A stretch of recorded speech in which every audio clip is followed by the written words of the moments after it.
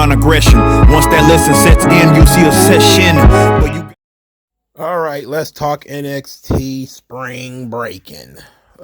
April 25th, 2022. Solid show until the end.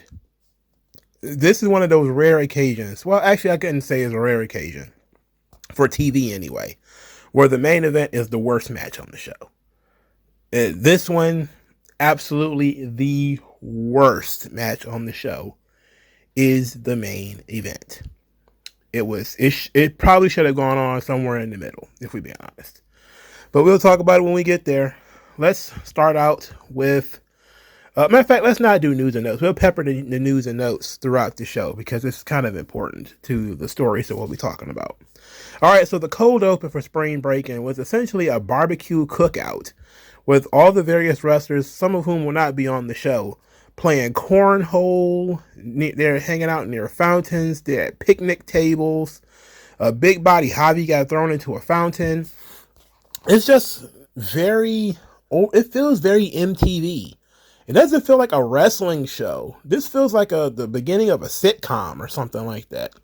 It definitely feels like an episode of Power Rangers or something, where, you know, they had the juice bar and everybody's talking and the bullies are just show up and get the kind of music that plays when, you know, bad stuff happens to bad people.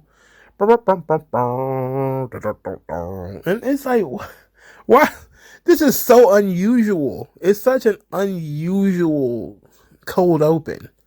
And I don't think I like it. NXT is known for doing somewhat unusual cold open. This one takes the goddamn cake. This one takes the cake in terms of being weird. Like, you just have wrestlers doing stuff that they're like cast members. They're less like a wrestling locker room and more like cast members on a TV show. You know, you could just see like the cast of Seinfeld doing everything they were doing in the cold open of of this show. You can see like the cast of Friends doing this or something like that. I don't know. I don't know about that. All right, let's go into the first match. The first match was also too silly for me. The trunk match, the D'Angelo family, which is Stax and Tony D'Angelo, versus Pretty Deadly. D'Angelo family win by throwing Pretty Deadly into the trunk. This includes a very silly spot where there's a ball pit, where there's a children's pool filled with little bouncy balls. And I was like, it was basically, I don't know what this was supposed to be. Like, I don't know what in my brain I thought a trunk match would be. But I didn't imagine some Model T Ford car that's like from the 1930s. Like, they went and found the oldest possible car. A car so old, Tony D'Angelo's shoulders can barely fit in the damn car. Why did they get a car that was so damn old? What was that about? Somebody explain to me why that car was so old. Why do you go and get a 1940s tiny ass car? They're like going to them joints you see from like a 1960s Bond movie or something like that. Like you see it, like the steering wheel is on the wrong side or something like that. What kind of car is this? You know, like what? I don't know much about cars. I really don't. But I know this car is old as hell. You know, it was very low to the ground too. But also, the stage was very bright. You know, the ball pit. They're hitting each other with like beach weapons, where it's like a surfboard and some other stuff. They get backstage, and Tony D'Angelo lays into one of the guys from Pretty Deadly with a crowbar, and he staggers and falls into the back seat of the car. And instead of, you know, being knocked unconscious and going straight down, he staggers like, whoa, whoa, whoa, whoa, and I fell in the back seat of the car. I'm like, come on. No, that's not gonna fly. We can't. I can't let that one fly, dog. Nah, you can't let that one fly. The other member of Pretty Deadly got put through a table and then thrown in the back. So that means the D'Angelo family win. Then they decided to kidnap Pretty Deadly. So throughout the show, we see them drop. There's a camera in the car. There's a camera in the dashboard apparently, as Stacks and Tony D are driving Pretty Deadly out into the middle of nowhere. And at the end of the show, after the main event, we see that Stacks and Tony D'Angelo are at a port or something like that, and they're kind of finishing up their business. And you see that the car is parked there, and the trunk is open, and you don't see Pretty Deadly. And they intimate that Pretty Deadly is in the river, like sleeping with the fishes. So Tony D'Angelo has now murdered 3 people on NXT. He's like a mass murderer. Like, first he killed 2 dimes. He 2 dimes is dead. 2 dimes died. And now we're led to believe that he murdered Pretty Deadly. He murdered them. Or did he just throw them in the river and they'll all be okay in the end? I don't know. And that confusion is making me very uncomfortable. I don't like the idea of, just having a wanton murderer running around NXT. It's going to go around drowning guys. I don't know. It's very weird. Look, I like Tony D'Angelo. Tony D'Angelo and Stacks now want to be the tag team champions. I like that for them. I would have preferred if Tony D'Angelo was the singles champion, but tag champions work okay too. The D'Angelo family decided to kidnap Pretty Deadly. I'm like, look, this thing escalated far too quickly for my liking. All right, far too quickly. But the match itself was too silly for me. It was just not enough serious weapons, enough serious fighting. It came across like they were just having a day at the beach with their bouncy balls and their plastic boards and all this kind of stuff. It's just, none of it felt deadly or dangerous. And then when something serious did pop up, which is the crowbar, it was used in a cartoonish fashion. So I wasn't really all that interested in that. All right. We got a trio of vignettes, one from Tiffany Stratton, one from Roxanne Perez, and another one from Indy Hartwell. So the Tiffany Stratton vignette was her claiming she's going to take her spot. She's the center of the universe, and she's going to take her place here.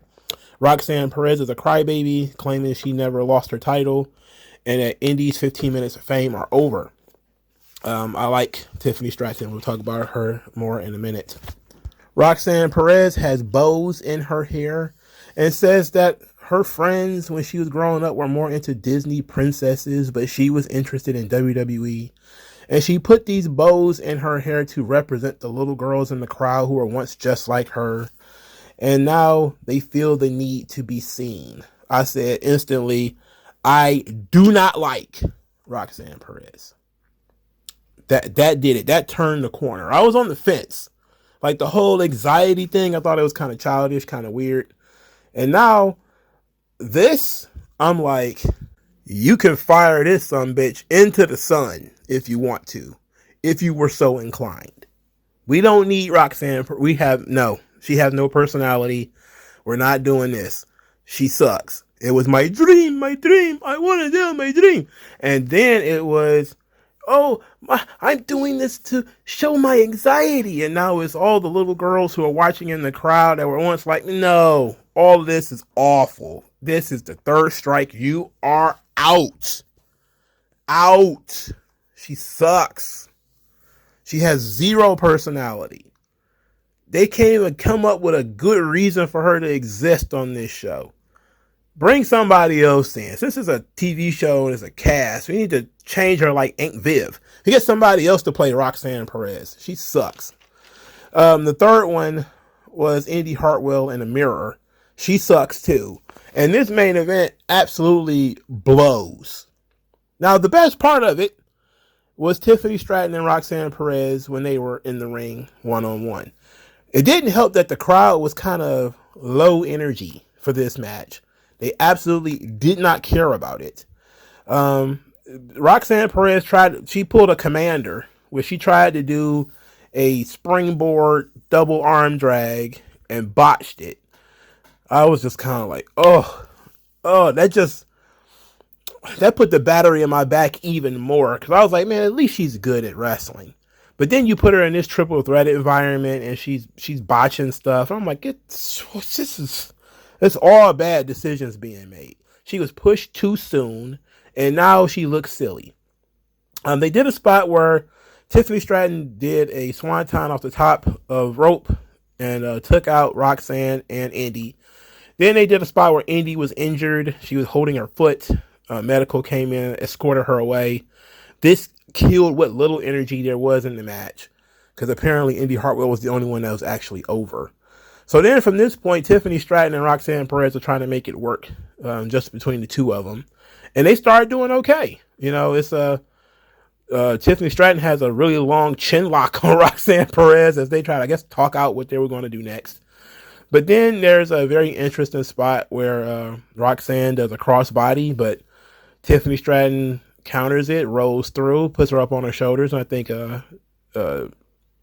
Roxanne countered it into a roll-up or something like that. And I was like, okay, this match is so much better without Indy Hartwell. I just know she's going to come back. And then, if shit ain't sugar, she just came right on back, hobbling in the ring. The finishing sequence made me want to throw my TV, made me wish I never had a TV, because it's the same garbage I see in every triple threat match ever. Roxanne Perez gets hit by Tiffany Stratton's finisher, the triple moonsault or double jump moonsault or whatever it is. Indy Hartwell pulls her off the pin, does her weak ass running elbow finisher, and steals Tiffany Stratton's pin. Every triple threat match in WWE ends the exact same fucking way. Oh, I got the win, and then, I get pulled out of the ring, or the referee gets distracted, and somebody steals my pin. Oh, darn. Dadgum. This blows. This sucks. Not only does Indy Hartwell win, and she didn't deserve it, she also didn't deserve to be in the main event. She was also the worst wrestler in this match. She sucks. Roxanne Perez, good in-ring worker, personality of a tree stump. She sucks. Tiffany Stratton shouldn't have been in this match if she wasn't going to win. What was her purpose in being in this match if she wasn't going to? If you were going to pin Roxanne Perez anyway, then Indy Hartwell should have just beat Roxanne Perez. That's the point of being a booker, is you find a creative way for Indy Hartwell to beat Roxanne Perez. Look, I'm at the point right now where even if you was to flip Roxanne Perez and turn her heel, I don't think she'll be all that interesting. I just think she's probably too young for the position that they have her in. She doesn't have enough life experience. She doesn't have enough personality. She don't know who she is yet. Indy Hartwell just sucks. She's been in NXT for years and years and years. And outside of that lengthy storyline she did with Dexter Lumis and Johnny Gargano, she ain't never been over. She's been a jobber for most of that time. And for most of the time before it, and almost all of the time afterwards, she's been a jobber. It's been pretty clear that Tiffany Stratton is an actual star who actually should be the champion, who actually should be getting pushed, who actually should be in the main event, but she's bogged down by having to work with these bums. How is she ever going to get over when she can't actually work star-making matches with people who are stars or who are over? She's working with bums. And here's the crazy thing. The best thing about this Tiffany Stratton thing is how self-aware she is. So she did an interview with Busted Open where she says this: I think I have every single component that it takes to become a superstar. I think I lack in the ring. In the ring, I think I lack with my selling and my psychology. That's where I need to improve, and quickly. Definitely in ring is where I need to improve with my selling and psychology. Those are the number one factors. And then she said if she had a choice, she would choose to stay in NXT and not be drafted to Raw or SmackDown. Like, that's incredibly mature. All right. So not only does she look the part, not only can she work in the ring, but she obviously has some self-awareness of her own weaknesses, even if they are a little bit exaggerated. And she's not in a rush to become a TV star on Raw or SmackDown. She actually wants to be good at this. Heavens to Betsy, somebody actually wants to be good at their job. Look, I'm fully in favor of keeping her in NXT another year. even without, even if she was saying, oh yeah, let's go to SmackDown, yada, yada, yada, she needs to be in NXT for a little while longer. There's no space for her right now on Raw or SmackDown. Let her get some more seasoning. She'll be, if heavens, the worst thing that could happen is she gets hurt, but keeping her in NXT, letting the crowd actually connect with her more, giving her more opportunities, letting her talk more, letting her do more. You can't lose. You can't miss on this one. This is the next Rhea Ripley, all right? You can't miss on Tiffany Stratton. These other two will either populate the mid-card tag team division or just be sitting at home. I can tell you that right now. I don't see Indy Hartwell making a dent in WWE, SmackDown, or Raw. So if this pity run of a championship is all we got to deal with, fine, because it's not going to work out in the long term. And I'm not saying that because I don't like her. I don't like her, but I'm saying that because I've been watching her on TV for a long time. And she sucks just enough to barely make the roster. But she sucks too much to actually get anywhere. And Roxanne Perez, by God, I could just see her being tossed from tag team to tag team. She and Zoe Stark might end up being like the Claudio Castagnoli, the Cesaros of the women's division. She'll probably become something when she's near her 30s and she's bitter and angry and she's been doing this a little while. Right now, she's too bright-eyed and bushy-tailed. It's too much. She gets on my nerves. But this main event was dreadful and the wrong person won. Everything about it is an absolute fucking farce. Next, Andre Chase is backstage gathering his thoughts. He says, Duke Hudson comes back there and says, there's no time for thinking, time for action. He gave all the other students the night off and he plans to be in Andre Chase's corner for his match with Braun Breaker. Then he gives Andre Chase a pep talk. Doesn't do him any good. Braun Breaker absolutely wrecks Andre Chase. Rightfully so. So Braun Breaker wins the match with the Steiner recliner. After the match, Andre Chase goes on Twitter and basically, again, intimates that this was it for him. He says, quote, "It's been a hell of a ride, NXT. This is a teachable moment. New beginnings are often disguised as painful endings." So they're teasing that Andre Chase is going to get called up or maybe released. I'm not against that release part, by the way. I'm not against that. I don't like Harlem Bravado. He sucks. But the Andre Chase character is over, so I can see them wanting to bring it to SmackDown, or Raw. Combining the character with, somebody like Chad Gable or something like that could be really fun. Considering it's a similar gimmick anyway. He wouldn't have to change too much in order to fit with Chad Gable and be like his coach or something like that. And he's got enough personality doing the Bobby Knight thing that it works. So even though I don't like him as a wrestler, I can get into him as a character. So I've been giving Andre Chase a pass as a character for a while now. I will continue to do so. I think he did a good job. So hopefully he's not going to get fired. I'm not against him being fired, but I would rather he doesn't get fired. Okay. Also, it would suck if Andre Chase was called up, because then what about Thea Hale and what about Duke Hudson? Because they've been spending a lot of time in NXT building up Chase University. So if you're not going to call all of them up together, you're just going to call up Andre Chase. That sucks. He needs the students to play off of.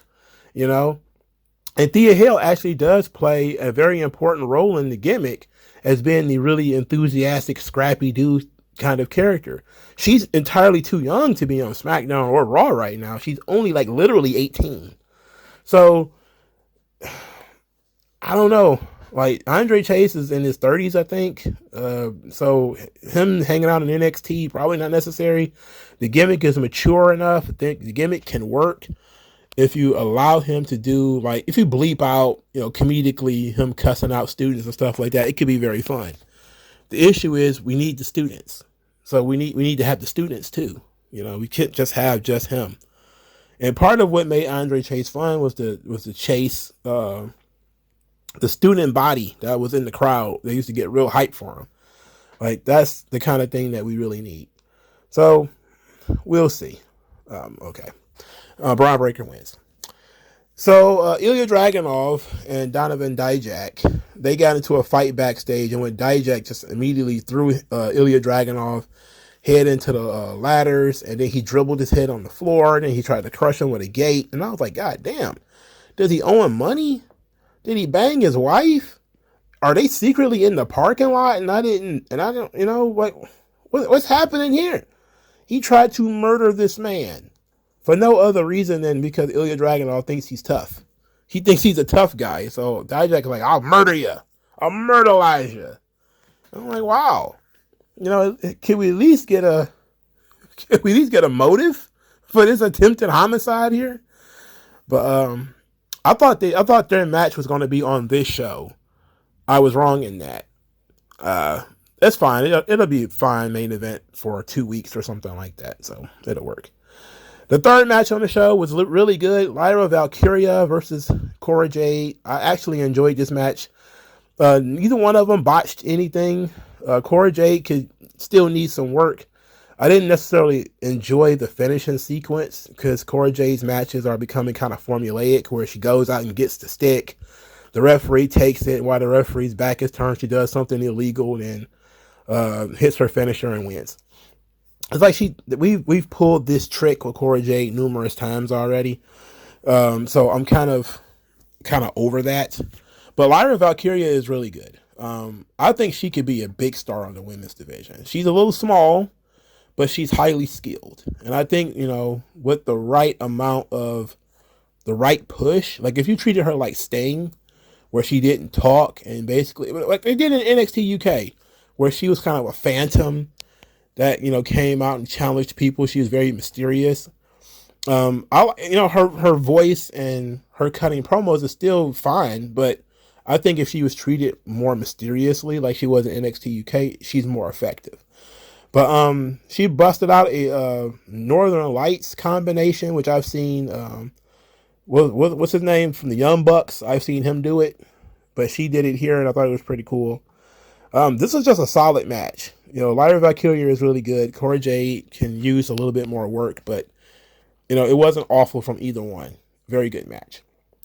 There was a vignette for Carmelo Hayes, of course, one for Grayson Waller, which leads us to what should have been the main event of the evening. Grayson Waller versus Carmelo Hayes in a barn burner. This match was good. This was dope. Early in the match, Grayson Waller hit Trick Williams with a chair, which kind of took Trick Williams out of the match, which was fine.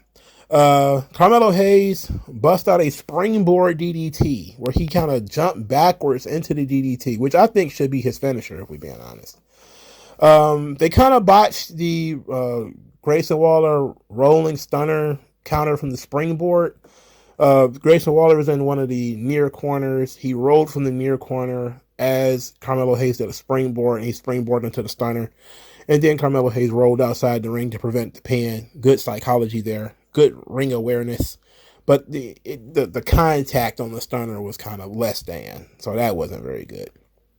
Grayson Waller did a flying elbow through the announce table and only got a 2 count, which led me to say, oh, come on.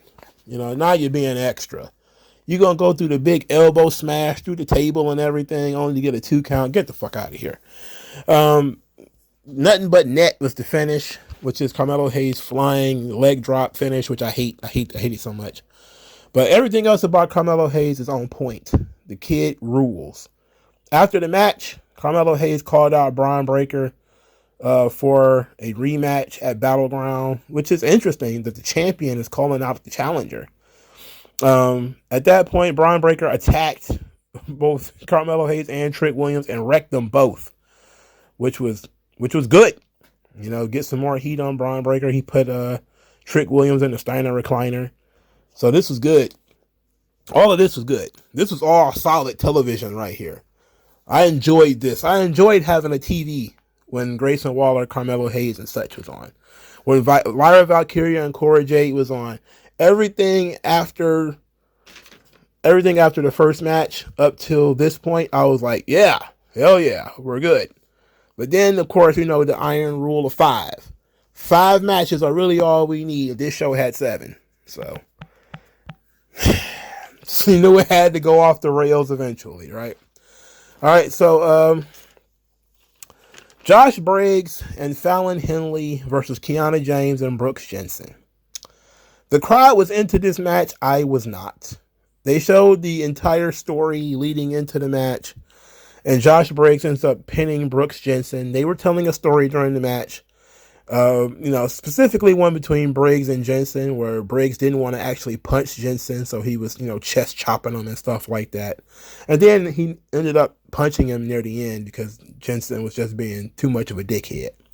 Of course, Henley and James fought like cats, so they were just basically telling a story here. But I thought the match was too long.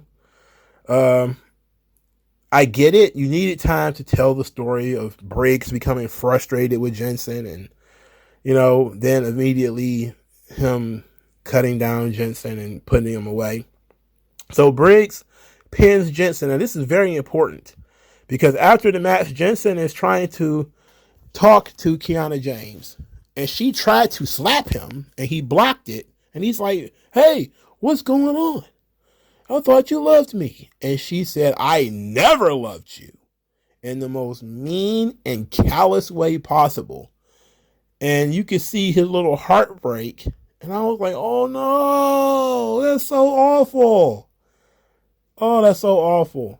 And then my favorite part of this entire episode, I'm almost ashamed to say it, when Josh Briggs went over and consoled his friend.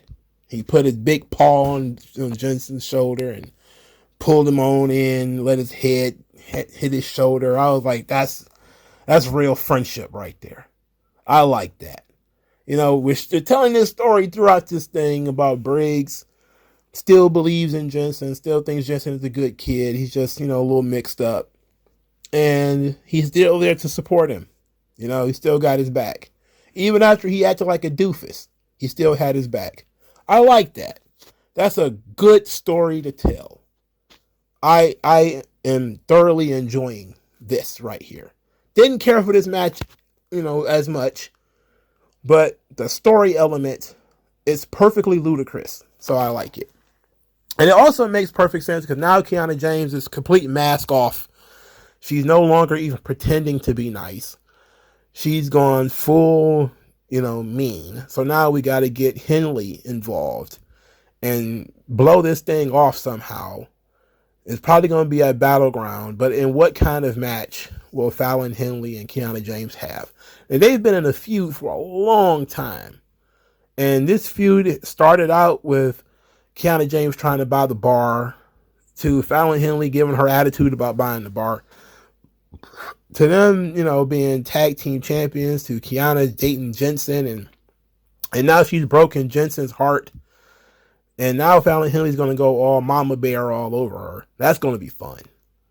That's going to be fun. I don't really, it's hard for me to get excited about matches, but I'm interested in that moment where we finally see some real fire out of Fallon Henley, and she tries to really rip the eyeballs out of Kiana James. I'm very interested in that. Okay? Very interested in that. But this match, just a little too long for my taste. And Kiana James is doing really good, too.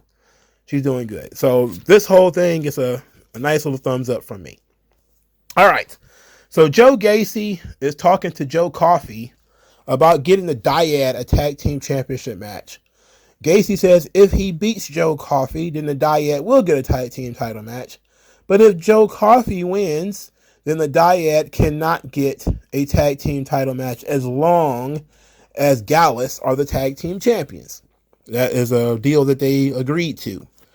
At this point, it's best to mention that the Dyad, aka the Grizzled Young Veterans, both of them tweeted out recently that they did ask for their releases back on April the 3rd, which I think would be the day of their Stand and Deliver. And those releases were denied. So their contracts will be up in October, and they will be free agents at that time. That's fine. I'm not one of these people that's going to pretend that I like the Grizzly Young Veterans too much. They never connected with the audience. they will not be missed. You know, but they're trying to finish up what they're doing with NXT. Hopefully they kill, Joe Gacy or Tony D'Angelo or somebody, throw these guys into a river, and they could be gone until their contracts expire, and then we can replace them with somebody else. Joe Coffey versus Joe Gacy next week, though, could be fun, actually.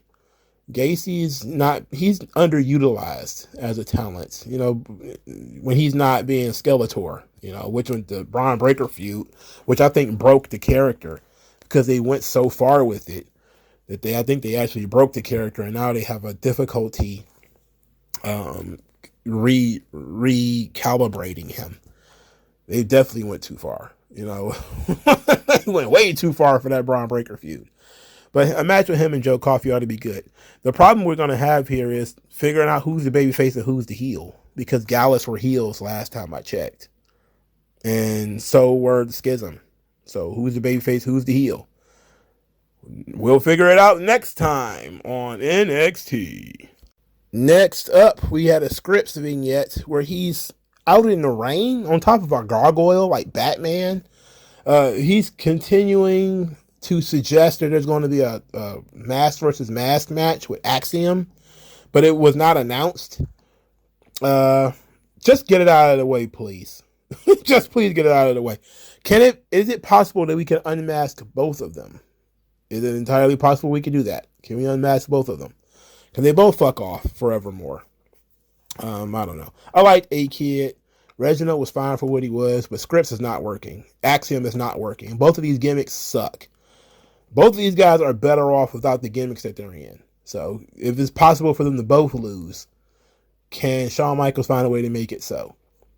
Dragon Lee cuts a promo, says he finds Noam Dar interesting, that he understands heritage, tradition, and honor. And so that's the track that they decided to put Dragon Lee on. That he's not going to go after the North American title or the NXT championship. He's going to go after that Heritage Cup. So they're going to put him in a British round system. That's fun. Well, it might turn out for the best. Who knows? But they're also putting him in a position to succeed, because I don't think Noam Dar is going to beat Dragon Lee. I don't think anybody's. I don't like the idea of Dragon Lee, failing to win the North American title twice. But, that's just the current situation of NXT. But certainly see him beating Noam Dar. The issue I'm going to have here is, what do we do with Noam Dar after he drops the cup? Then what? So that's going to be a big question mark. But I like Dragon Lee, so it ought to be good. All right, so Sol Ruka was attacked in what it seemed like the training room. A vicious attack by some unknown assailant. Maybe it's the same unknown assailant who attacked Nikita. Have they forgotten that Nikita was attacked? Because they stopped doing all their detective work on figuring out what happened to her. Remember, they had clues, and they was trying to figure out what happened to Nikita Lyons, and then it just stopped. The case went cold. There was no progression on this. It was like they figured out, hey, Nikita Lyons, man, that girl bad. Hey, that's her body just can't handle how fine she is, and she's falling apart. It's like, I don't know. I thought we were supposed to figure out what happened to her. They just dropped the case. I don't know. So things ain't looking too good for Sol Ruka getting attacked in the training room. Like, they trying to figure out who that was. But hey, Sol Ruka's doing something. This ought to be nice. I like Sol Ruka. She should probably have been featured on the show and not just getting beat up. But what can you do? There's some guy named Obafemi. And guess what? I am a fan. He's a big dude. And he was in the ring with a guy named Oro Mensah. Remember Oro Mensah? They did vignettes for him and everything. They did like a month worth of vignettes for this Oro Mensah guy. And he was used as a straight up jabroni in this match. And he got pitched across the ring by Obafemi. And I was like, yep, this is good. I laughed out loud at figuring out that Obafemi was a 6'6" shot put champion. Shot put. But he's like a big Nigerian dude, apparently. His theme song absolutely sucks, though. His theme song sucks. It sucks. Ass, by the way. Bad. But his finisher was seemingly the pop-up power bomb. And since he's a big dude, it makes sense for a finish. He's very aggressive. Obafemi, get a personality. I'm with you. Oro Mensah, I'm sorry, but I don't like Wes Lee. And this dude is basically Wes Lee 1.5. Wes Lee 2.0. He's the new addition. And it's really unfortunate, but see you around, pal. All right, so Wes Lee, speaking of which, he was backstage getting ready to watch the main event. He was challenged to a match, not a rematch, by Charlie Dempsey and Drew Gulak, who think that he has an inferiority complex, which is why he's defending the championship so much. And this works out to their favor because he's going to burn himself out. So Gulak says that he's going to step up next. And so Tyler Bate decides he's going to approach Wes Lee and offer to be in Wes Lee's corner. And Wes Lee's like, initially he's like, I'm all right, I'm good, I got this handled. But Tyler Bate talked him into letting him be in his corner. And I immediately said Tyler Bate needs to turn heel. He's never been a heel in WWE. I think the closest thing to it was the second run of Mustache Mountain, where it seemed like Tyler Bate might have turned heel. But he needs to turn heel. He should have turned heel back when he ran out of things to do with NXT UK. I don't understand why he can't be a heel. I know he's tiny. I know the fans like him. But he's uninteresting right now. Like, really uninteresting. Like, he's just floating. He's like that balloon in American Beauty, where everybody's just watching him getting teary-eyed because he's talking about meditation. I'm like, meditation? Man, for starters, cut your fucking hair and turn heel, please. Try. This is NXT. It's a time to try something different. Brian Breaker is trying to work heel. You need to try to work heel too. This pre-match meditation and all. No, I'm not with none of that. What needs to happen is after Wes Lee beats Drew Gulak, Tyler Bate needs to cave Wes Lee's shit in. With the belt, with a chair, with his fist, something. He needs to just cave Wes Lee's head in, and they need to feud right then and there. Whether you put the belt on Bate is, neither here nor there as far as I'm concerned. But Tyler Bate needs to turn heel. He sucks as in this role. He's trying to be a Jedi or whatever, trying to be a monk or something stupid like that. It's not interesting. It's not working. Clearly, he's not even a part of Chase University anymore. I don't know what he's doing. He is very, very, very distracting on the show. He needs to have more focus. All right. So after Obafemi pitched Oro Mensah into the Dark Zone, Gigi Dolan cut a promo. It wasn't very good, but I see something coming. She says that JC Jane was running her mouth about what she chose to do for her to provide for her little brother, to give her brother the life he deserves.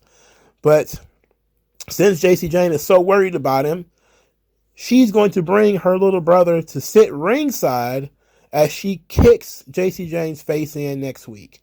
And instantaneously, I thought about two things. One, I am reminded this is Tampon Girl because I saw the video of Gigi Dolan and Darby Allin. And let me tell you, I do not understand white people. I don't. When they talked about him putting hot sauce in his ass, I don't understand. And he said this is supposed to impress her. How? Oh, yeah. I mean, is that what we do at the club or at the skate park? We just walk around and like, look how much sriracha I could put in my ass. I'm like, what? This is how many banana peppers my asshole can hold. What the fuck? And you still had sex with this guy after that? Like, what kind of weirdo are you? That should have been something that should have been instantly put him on the do not fuck list. He should have been on every woman's do not fuck list after that. She should have texted every woman she knows, like, this dude, he just went into Buffalo Wild Wings and put the hottest sauce they have in his ass. And he thought that was going to impress me. This dude is weird. So if he's doing that kind of stuff to impress her, what the fuck were they doing in that? Oh, no. Imagine the smell. Ugh. What the fuck? That actively affected my ability to be interested in her character. I was just kind of sitting here like, I don't know, man. Hopefully it was a joke. I'm still trying to hold out hope that they were joking. But knowing Tampon Girl, I was like, man, these people, they ain't right. They ain't right. So it's entirely possible that it's true that he just decided he's going to put bell peppers and shit in his ass and, show it to her. Look, this is how much I can hold. Look at it. Don't you see? I'm the perfect man for you. Wait, what? Nothing bothers me. All the nerve endings in my asshole are on fire right now. But nothing burns like my love for you. What the fuck? What the hell? Why? Why is this way? Why would you do this? Why would you tell people about this? That just goes to show, like, how weird some people can be. I shouldn't have said white people, but this is some white people shit. No black woman would have fucked a guy who, shoved shit in his ass. Like, it's not gonna happen. No sister would have told anybody about it either. She'd have took that shit to her grave because she wouldn't want nobody to know that she fucked somebody who was putting hot sauce in his ass. So it's definitely white people. And I'm almost certain Latinos are the same way, and Asians probably be perturbed if it ain't got nothing to do with tentacles. They probably not interested. So this is certainly white people shit. And to tell people and be like, isn't that funny? Isn't it funny, guys? Wasn't that entertaining? I'm like, no. I thought people do dumb shit to impress girls, like try to show off feats of strength or spending money they don't have or writing poetry or kind of embarrassing themselves in weird ways, like trying to sing love songs in public or trying to dance or something like that. Stuff like that, okay. But hey, I'm about to start shoving chili peppers in my colon. Get the fuck out of here. Who would even think of that? What kind of deranged monkey do you have to be to even come up with that? To even put that in your brain? What the fuck? Really? Anyway, moving on, man. Her brother needs to turn heel. Her brother needs to beat her up. All right? Her brother needs to side with JC Jane. That would take this feud to the next level. That needs to work. I'm not, completely sold on Gigi Dolan as a character. Not just because her ex-husband shoved shit in his ass, which is, weird. But because her delivery, despite the fact that what she's saying is real, her delivery has been a bit off. It's been lacking in bass, It's been more theatrical. And it needs to be a little bit more passionate, a little bit more raw. But who knows? But JC Jane's been really good because she works as a cartoon villain. I'm not so sure Gigi Dolan works as a cartoony babyface. But if her brother's going to be ringside, we need to utilize the brother. And I think the best way to do it would be to have the brother turn heel.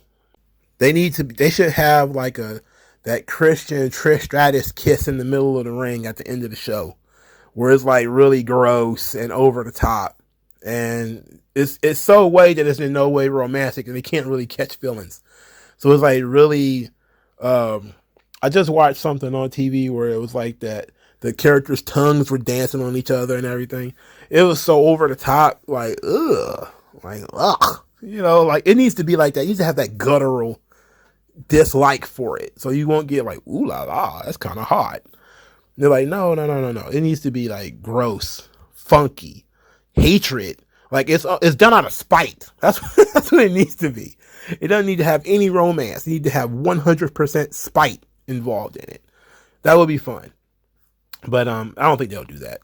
Unless her brother isn't actually a wrestler. If her brother is a wrestler, then we can have fun with that. But if her brother isn't, he's just a guy like Joe who works at, Trader Joe's or something like that, then it's probably going to be weird. But I definitely think JC Jane needs to steal her brother from her and make her cry. That would rule. That would kick ass. But that was NXT Spring Breakin'. Overall, a mostly good show. Did not need at all the main event.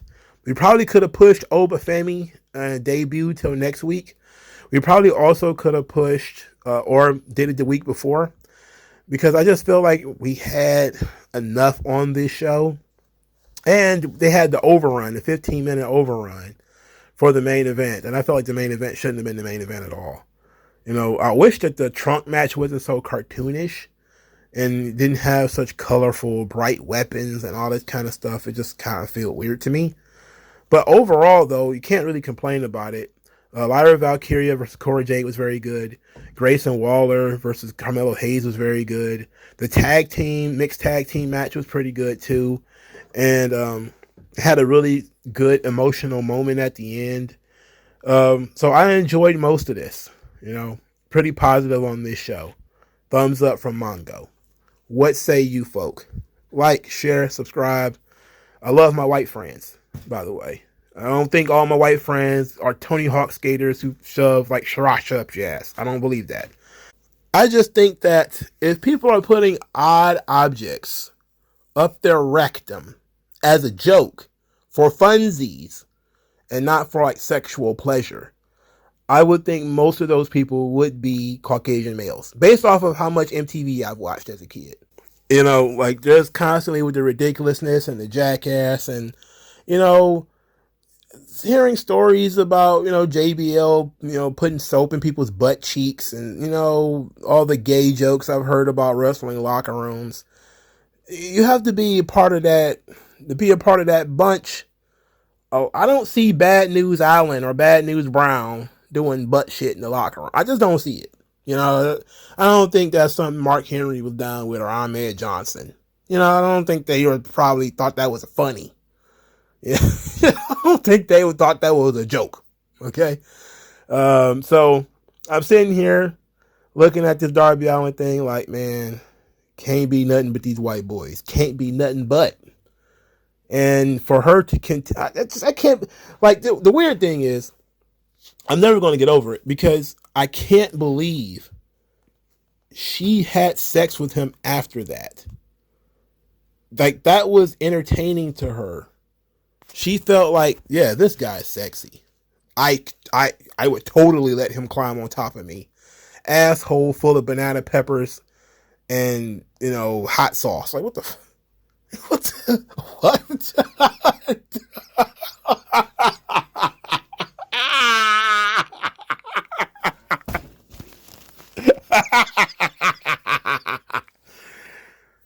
Ladies and gentlemen, please don't put like the entire condiment aisle of Walmart in your ass, like mayonnaise and stuff all in your ass. Please don't do that. I know I shouldn't kink shame. I should mind my business and not kink shame. But on this one, I'm kink shaming. If you got relish and spicy hot peppers in your ass, you a dirty motherfucker, man. Male or female, black or white, for the record. But please, this, from me to you, as a public service announcement, please do not put things in your rectum, especially if you are a male. That's a one-way street. Please do not do this. You could get infected. Something bad could happen. And that's the last place you want to have a doctor with their, you know, instruments opening up your asshole because you wanted to try to impress some chick. So you decided you was going to put hot tamales in your ass. Probably not smart, all right? Think about these things before you do them. Don't be like Darby. Keep your asshole untainted by peppers and hot stuff, okay? I'll talk to you guys later. Peace out.